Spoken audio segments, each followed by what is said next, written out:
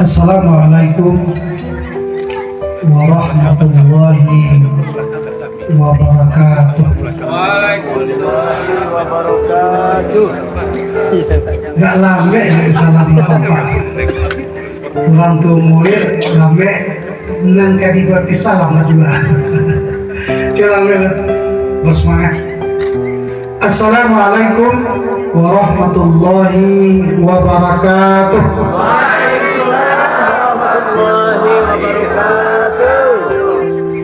Jadi Bapak Ibu, kalau kancang menjawab salam itu menumbuhkan kesehatan. Tapi kalau lambe menjawab salam itu menumbuhkan sakit. Jadi orang yang sakit itu tidak mengecek.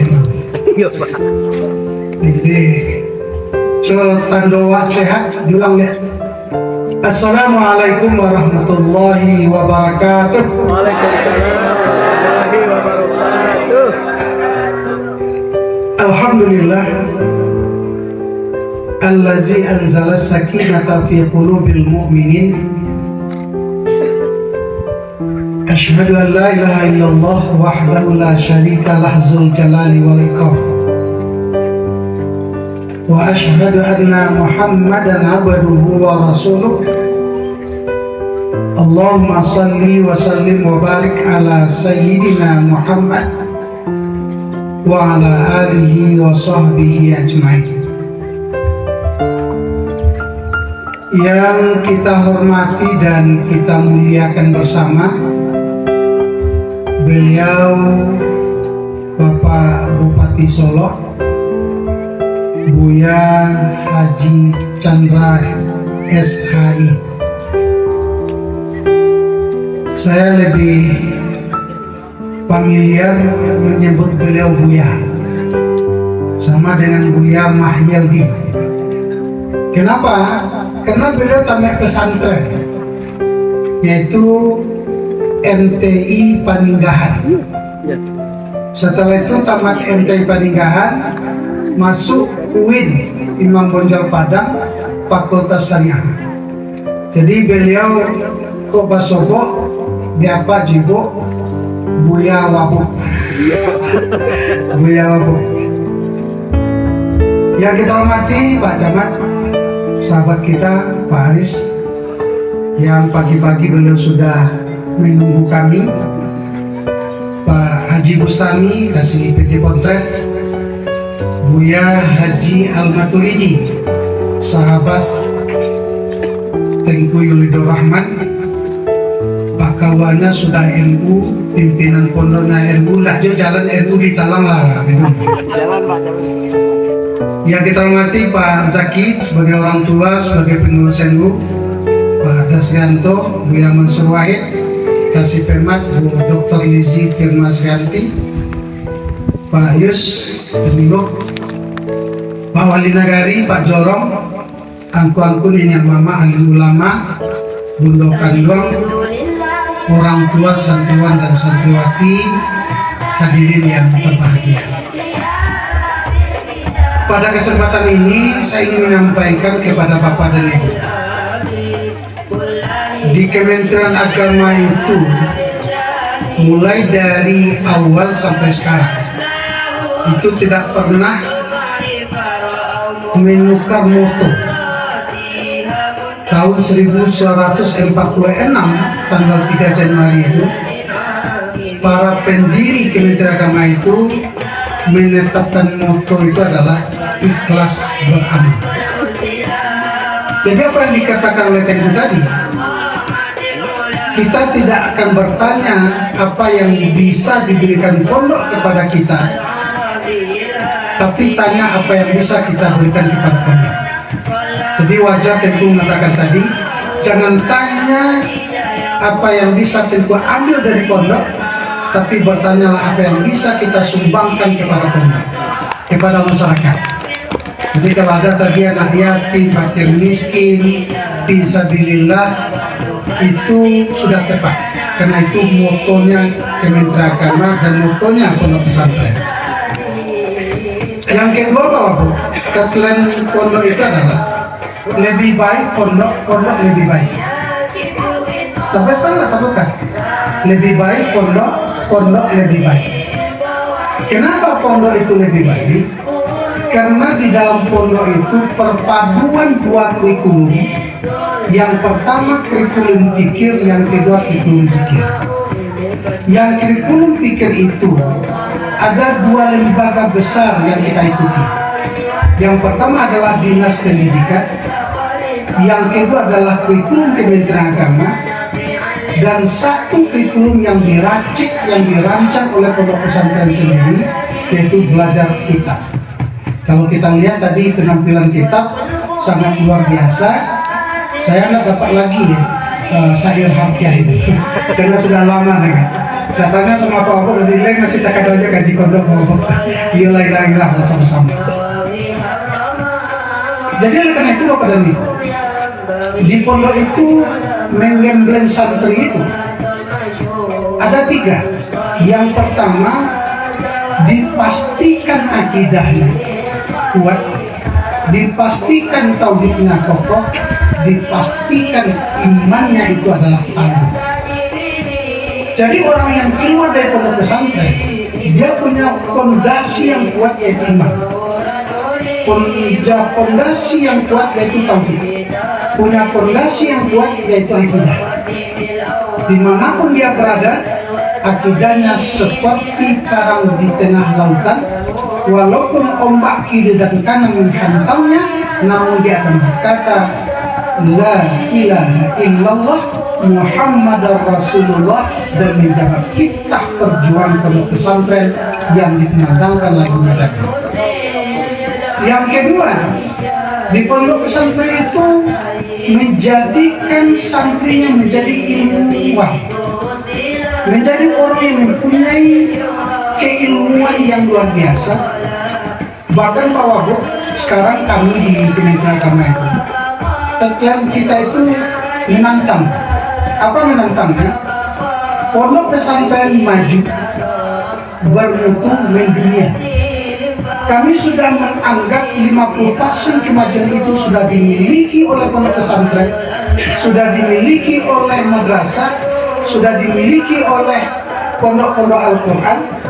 Tinggal lagi bagaimana meningkatkan mutu pondok pesantren itu. Bahkan saya katakan kepada pimpinan pondok pesantren, saya tidak mengharapkan lagi alumni pondok pesantren itu menolak perguruan tinggi yang ada di Sumatera Barat, UNAM, UMP, UIN, UMI, segala macamnya. Tetapi alumni pondok pesantren go internasional. Kemana? Turki. Kemana? Mesir. Kemana? Cina. Kemana? Harvard. Artinya Pak, nanti 5 tahun ke depan dia kembali ke Kabupaten Solok, maka dia akan menjadi penerus tongkat estafet Pak Wagub dan orang-orang hebat yang memimpin negeri yang sudah hebat. Ini harapan kita. Jadi inilah Pak Wagub sekarang sangat konsen beliau. Program beliau itu adalah Kabupaten Solok mengaji. Surat edaran sudah sampai ke camat, sampai ke KUA, sampai ke negara. Kenapa Solok mengaji itu Bapak dan Ibu? Jawabannya ada 3. Yang pertama, mengaji secara agama. Adat bahasa isyarat, syarat bahasa di kitabullah, syarat mengatur, adat memakai. Orang Minangkabau tidak ada yang tidak pandai mengaji, tidak ada yang tidak tahu dengan agama, tidak ada yang tidak tahu dengan sholat, zakat, dan lain sebagainya. Jadi diturunkan surat edaran oleh Pak Wagub bersama Pak Bupati. Yang kedua, mengaji adat istiadat Minangkabau, mengaji adat sawana adat, mengaji adat yang teradab, mengaji adat itu sendiri dengan 5 nilai budaya adat. Yang pertama adalah rasa malu. Kalau sudah rasa malu tertanam di pondok pesantren ini, tidak akan ada LGBT, tidak akan ada bully, tidak akan ada narkoba, tidak akan ada sabu-sabu, dan semacamnya. Karena sudah rasa malunya ada. Malu kepada siapa? Kepada gurunya, kepada orang tuanya. Yang lebih ditanamkan malu itu adalah kepada Allah Subhanahu wa Ta'ala. Jadi ini yang dididik di pondok pesantren. Nah, oleh karena itu kepada Ibu, saya sedang mengarang buku Bapak. Nanti izin saya Pak Wagub, kita cetak bersama-sama namanya buku itu adalah Sumbang 12 di Mata Kacamata Islam. Jadi kita berikan kepada anak pesantren, kepada anak SD SMP, dia tahu sumbang 12 itu. Sumbang taga, sumbang duga, sumbang bajalan, sumbang bapakayan, sumbang mangecek, sumbang kurena, dan lain segala macamnya. Sampai 12. Bahkan saya tambah satu Pak Wabuk, sumbang memainkan HP. Karena sekarang sudah melek IT. Jadi artinya Pak, ini kita bangun lagi karakter. Ini tugas kita Bapak dan Ibu. Sebenarnya orang Minang sudah mengatakan dari dulu, tapi kita sekarang menjadi lip service saja. Kalau paku kacang balimbiang timpurung langgang-langgakan bau menurun anak kasabasu. Anak di pangku ponakan di bimbiang orang kampung dipatenggangkan tenggang nagari dan binaso tenggang sarato jadatnya. Sawah bapak matang parak bapak garumah batu ganai batampuk boleh dijinjiang batali boleh diri. Artinya apa? Ini yang dikendalikan oleh pondok pesantren. Yang dikendalikan oleh pondok pesantren. Inilah di pondok pesantren hebatnya di situ. Nah, yang ketiga Pak Wabuk, go internasional itu yang kita harapkan ke depan nanti adalah Pak Wabuk sudah merintis sekarang satu nagari satu ulama yang akan dikuliahkan satu nagari satu ulama. Tadi saya bisikan kepada Pak Wabuk, Pak Wabuk, bagaimana untuk satu nagari satu ulama itu yang diisi oleh alumni pondok pesantren. Tidak mungkin menjadi ulama kalau tidak bisa menjadi kita. Tidak mungkin jadi ulama kalau tidak hafiz dia, tidak tasik dia. Dan saya ke depan kalau bisa Pak Wabuk, 74 nagari dititipkan di MTI Peninggalan 50%, dititipkan di Jabaraman 50%. Sudah satu lokal itu untuk kader ulama ke depan. Jadi ini betul-betul Kabupaten Solo itu sebagai pilot proyek untuk adat bahasa di syarak bahasa di kita pula syarak mengatur adat memakai.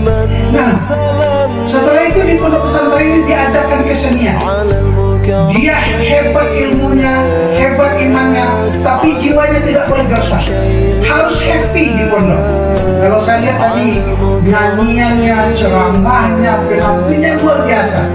Saya cemas-cemas tadi bacanya. Ini sudah sekian orang yang tampil luar Kabupaten Solo saja. Jadi yang talangnya mana katanya? Pas bicara kata Pak Wabuk, ini talang nih. Rupanya bahasa Inggris. Jadi ini go internasional nih. Nah oleh karena itu di pondok itu bahasa tiga saja itu yang diterapkan. Tidak boleh lebih daripada itu. Yang pertama bahasa Indonesia lebih. Yang kedua bahasa Arab walaupun terpatah-patah. Yang ketiga bahasa Inggris. Baru satu hari satu minggu hari Sabtu namanya mimbar bebas berbahasa daerah. Jadi supaya apa? Supaya terbangun karakternya. Nah, ini dikatakan oleh orang bijak, dengan iman hidup menjadi terarah, dengan seni hidup menjadi indah, dengan ilmu hidup menjadi mudah. Iman, ilmu, seni harus kita padukan ketiga-tiganya. Itu saja yang bisa saya sampaikan dan saya mohonkan kepada Pak Wabuk untuk memberikan pencerahan kepada kita bersama karena beliau juga alumni pondok pesantren. Tidak banyak yang bisa saya sampaikan.